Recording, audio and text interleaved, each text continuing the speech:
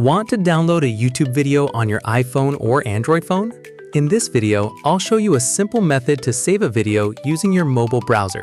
So, let's get started. First, open the YouTube app and find the video you want to download. Once you have the video open, tap the Share button and then select Copy Link. Now open any browser on your phone, such as Chrome on Android or Safari on iPhone. Search for cobalt.tools and open the website.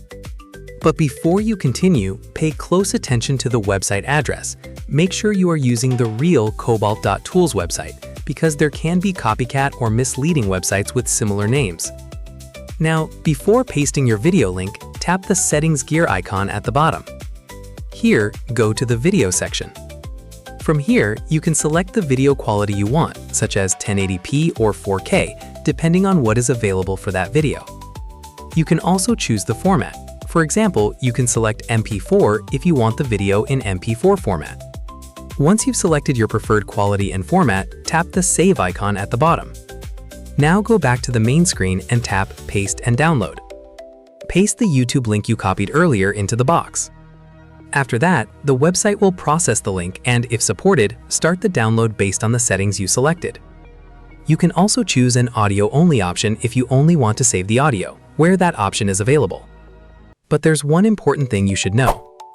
Sometimes, instead of downloading the video, you may see a pop-up saying, "Try another instance." If that happens, the download may not work at that moment, and you'll need to try again later or use another available instance.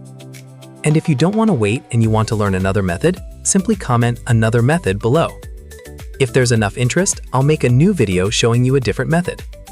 Also, always use the official cobalt.tools address and avoid suspicious websites or pop-ups. And that's it. That's how you can download a permitted YouTube video on both iPhone and Android using your mobile browser. If this video helped you, make sure to like the video, subscribe to the channel, and turn on notifications so you don't miss the next tutorial.